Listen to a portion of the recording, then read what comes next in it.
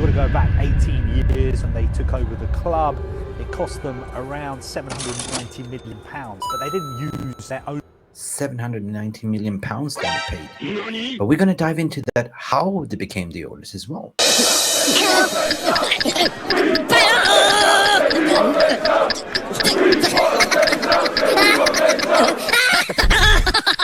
It's time to go!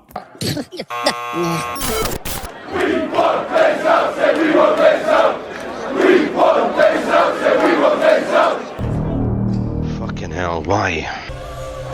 But in order to understand why we haven't won a Premier League trophy for 9 years and been horribly wrong, we need to go back in time to understand the power, the greed of the Glazers. I don't believe that they are. You won't have that. Fuck that. Now, let's go back in 1999. What happened, right? Sir Alex Ferguson became, of course, by history, he became the Manchester United manager, right? He became involved in horse racing in 1999. And he went into the partnership with the current Manchester United owners, which was, John Magnier and JP McManus, right? So this is how it all started, the transparent. This is the narrative that I'm going to paint you that comes down to how we knit everything together, right? They established a horse racing syndicate together.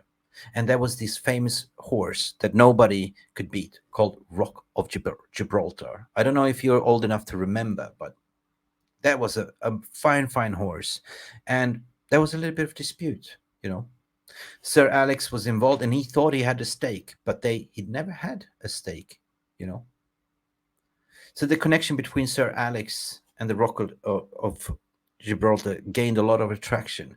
And it was his personal greed and ego, because it was a massive, lucrative horse. Like, he won every race, for you that remember. The Rock of Gibraltar. But, there was a big dispute, though. That was centering around the breeding of the Rock of Gibraltar, the offspring and stuff like that, and who owns certain percentage rights. But Sir Alex never put any money into it and still claimed it, and it was a feud. But that led to a lot of anger and nastiness behind the scenes that led to, McManus and Dermot to actually sell the club, to say we had enough. The Irish people said had enough, So they split parts and they sold the club in 2005. And this sale marked the end and the beginning of how the Glazer came on board. Because by default, they wanted to sell to Rupert Murdoch. But it was blocked because of conflict of interest, because of TV rights. So who was there as a minority stakeholder was actually Malcom Glazer, the little weasel. So by default, he managed to buy the club on a cheap.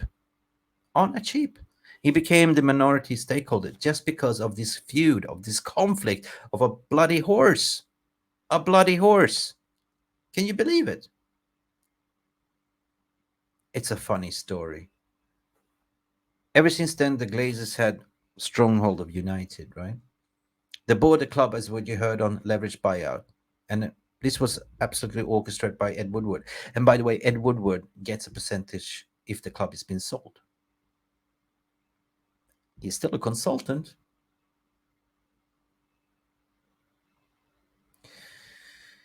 Should I continue? So, Sir Alex served the club for 26 years. I know it's taboo to talk about it, but we do have to talk about it. So he took over the managerial position in 1986. And he did magical things. He did remarkable things, and we were leading us to glory past, like numerous domestics, international, cup winners, cup, UEFA Cup, Champions League, English Premier League, FA Cup. You know what I'm talking about. When he retired, though, there was a big question: who's going to replace? Why did he appoint the wrong manager?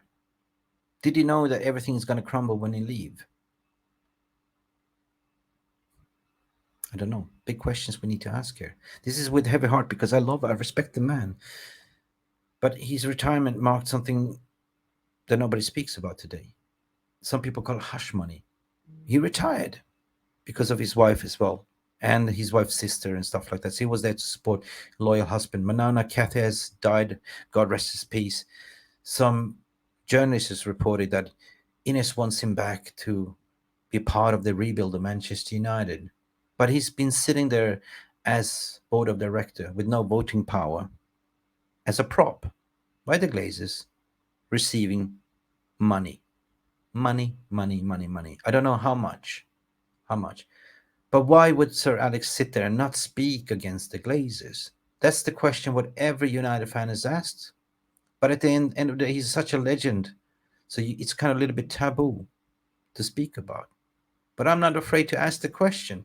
Well, why now? Why speak up now? Why now? Where have you been for 26 years, mate?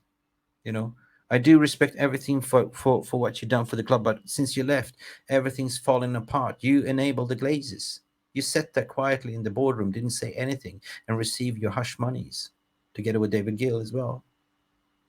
So why, for me, is the big question. The how, why, when, what. Why, for some reason, is the article now saying that, yeah, Sir Jim Ratcliffe wants to have Sir Alex Ferguson part of his team to rebuild Manchester United. A little bit too late, mate. A little bit too late.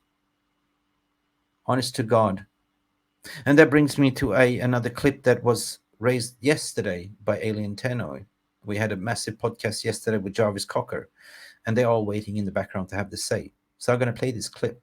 You know what? I was looking at an article earlier today. I think it was in Daily Star, maybe one of them. I don't read newspapers. I was looking at a guy this morning buying a newspaper in the shop, and it's like, do you people really buy the news what was there yesterday, today, like, and you're paying money for it? Just go on the fucking internet, you know what I mean?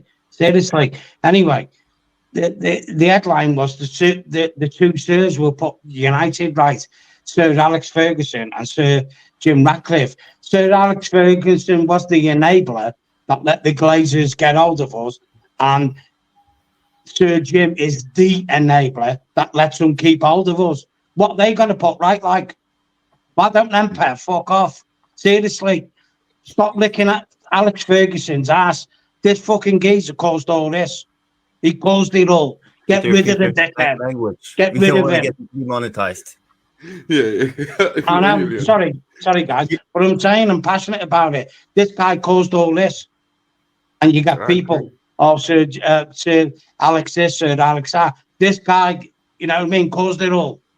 You go watch his documentary. Like, people are going on wax lyricking about David Beckham's documentary on Netflix. Nothing about Rebecca Lewis, who we was banging off. You know what I mean? Nothing. Start talking the truth instead of glossing over shit. Tell it how it is. Because these are the real facts. As an international fan, Peter, like, I don't understand how people could. I mean, Sir Jim is the greatest manager, in my opinion, alive. You know what I mean? I still think Pep have to do a lot to catch up to him, right? But at the end of the day, Sir Alex Ferguson is the only person. If you speak one sentence tomorrow, the entire fan base will revolt with him.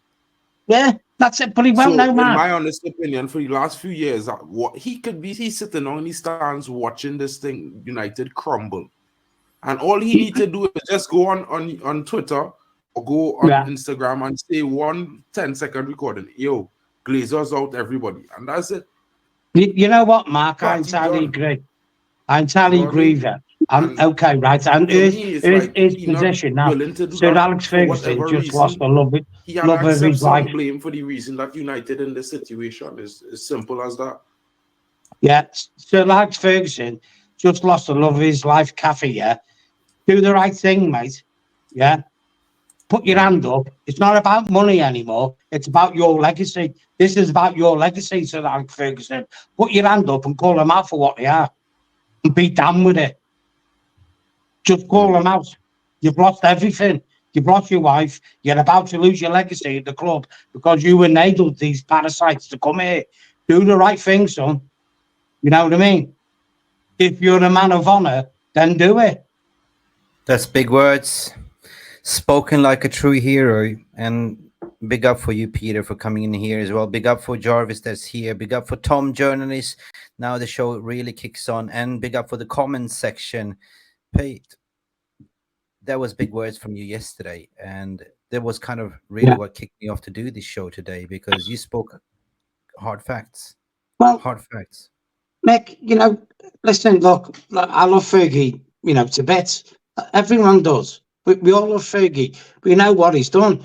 But you know what? No human being, no one is a saint. We all have flaws. Yeah. This guy made a big uber mistake. Yeah. And he hasn't even got the balls about him to put his hands up and go, you know what? I'm sorry, Reds. No, the club I built for you that made you worship me and love me. I kind of dropped the ball in and it's up. I'm sorry. How can I make it right? He hasn't even got the decency within him to say that. You know why? Because he's taking Glazer's money. That's why he won't say nothing. And that's why I have no respect for him, because he won't say nothing. Fergie came from an hard working class, which is in his documentary, as you've seen. You know the score. Yeah, blah, blah, yeah. He came from an hard working class, came up from the gutters, made his money. Yeah. You know what happened, Fergie? When you made your money and you got your fame, you became just the same as the people you hate. That's what happened to you. And you couldn't see it. You just couldn't see it. That you became the same as them. You'll never be in Sir Matt Busby's league. You'll never be in his league. Matt Busby dragged his carcass out of a burning wreck and made Man United great. You'll never, ever, ever be in his league. What you've done to this club, getting in bed with the Glazers, you've just finished that. That's it, mate. And future Man United fans who aren't brainwashed by the politics of the day will look back, to coin a Man City fans phrase, look back in anger and see what you've actually done to the club. Wow. Guys, I want to hear from you, but I will give you a fantastic applause.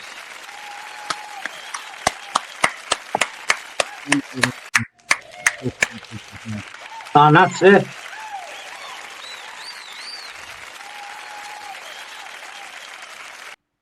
Anyway. I'll tell you something now, yeah. Sorry, Mick, quick. Yeah, I'll tell you this.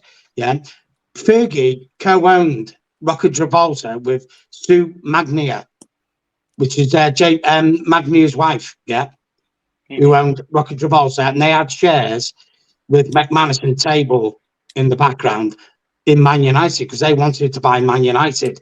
They own Coolmore Stud. Their family line own Coolmore Stud. Here's a quick brief of what Coolmore Stud is. Coolmore Stud in Feta, County Tipperary, Ireland, is the headquarters of the world's largest breeding operation of thoroughbred racehorses. Through its racing arm, Ballydoyle, Coolmore also has raced many classic winners and champions. The operation, which is currently owned and run by the Magnier family, has been associated with a long sequence of top-class stallions since 1850s. We are talking of heritage. This heritage wanted to buy Manchester United, and Fergie couldn't accept that he was going to have to play second fiddle to them. That's this is what caused the downfall. It was more his downfall was his own greed and his own attitude. That's the thing for Bloody Horse, which led to the Glazers taking charge. As you know, McManus just had enough. They sold the club. There was this feud, and by default it went to Glazers. You see how faith is bringing us. So, and I feel as a legacy fan that it's taboo to talk about certain things, but everyone knows about it. That's the thing. So you know what? Sorry to interrupt. I'll tell you this. Yeah, my first game at Old Trafford was 1974. Yeah, 18th of January. We drew 1-1 with Arsenal because my birthday's the 16th of January and my father took me to the game. Yeah, that season we got relegated. So these guys have actually seen Man United get relegated. I've stood on the terraces and seen our club go down. Yeah. Yeah. Been there and seen it and done it. Yeah. Okay. Fantastic. Well, I used to do 2 paper rounds to pay to go to games. yeah. Yeah. Well, And Man United. Yeah. Yeah. No, it's very Manchester cute. United. Sorry, Peter. Yeah. I just gonna give the floor to everyone else as well. So big up for you. Like, I want to hear from the VR room. Leave your comments there as well. Do you agree? Is it a little bit taboo, or is it okay to talk what we do right now? Because we got to speak the facts here. Like, we cannot sweep it under the carpet. So I want to hear from you in the comment sections. How you doing, Tom? You all right? Yeah. Not bad, guys. How we doing? Yeah, it's fine. Tom, I want to hear from you, regarding everything that we sort of discussed in the prelude before you came in as well. This is something that, what's your take on the overall situation in terms of enabling the Glazers? Again, if this is 25% Ineos, and if still Sir Alex is going to be there, why is that speaking up, mate? Why is he not putting Spanish in the wheel? There is a lot of smoke, but there's nothing coming out because they said the takeover was imminent. It's Friday. Nothing has happened. What we've seen is the stock price going up to $20. Mm-hmm. Yeah. What's your feeling, general feeling, mate? The way that Ineos and Ratcliffe went about it, I completely disagreed with anyway, straight away from the get-go. Because the way that they come in and said, we'll buy 69%. And then over time, they've just dropped and dropped and dropped. Then it was 60, then it was 50. And now suddenly you've got to 25.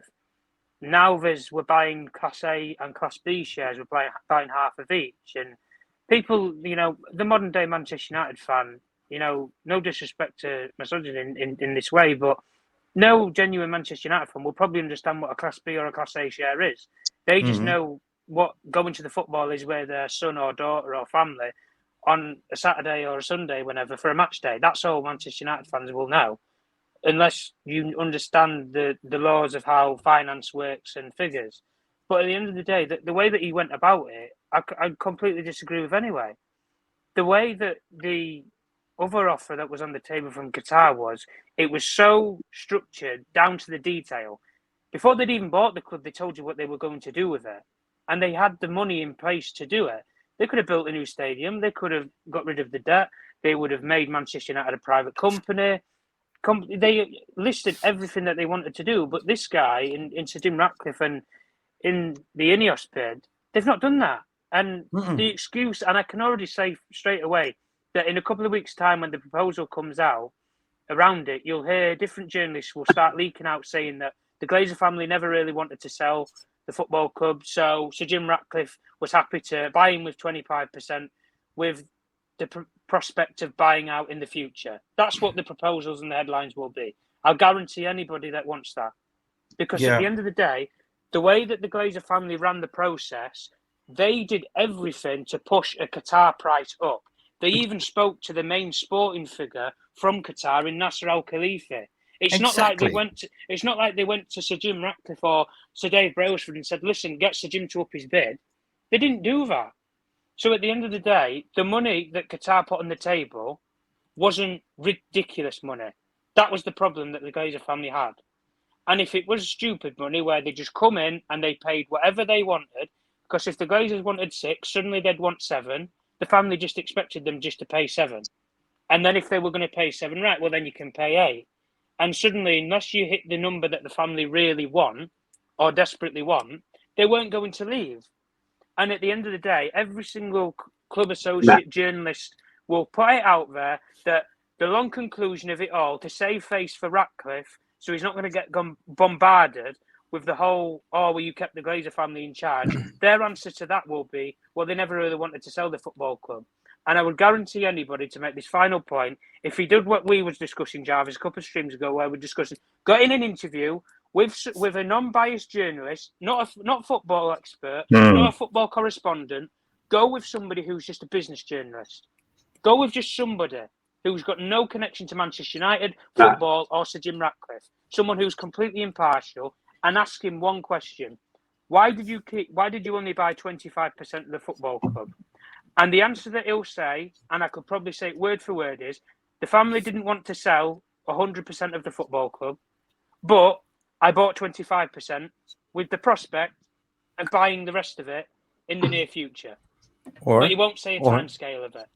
Or Tom, go back to the interview we had with the Financial Times, I think it was 2 years ago, when he said, well, the club is not for sale, and Joel and Avram, they're owned by 6 siblings, and Joel and Avram are nice gentlemen. You remember that one? Yeah, oh yeah, I know what to do, yeah. They're mates. And what if? There's a lot of if, buts and maybes. But if it wasn't for Sir Alex's own pride and greed, money, in today, 2023, Manchester United wouldn't be here in this situation with the leveraged buyout of the Glazers. We wouldn't be suffering as fans, watching our club being destroyed.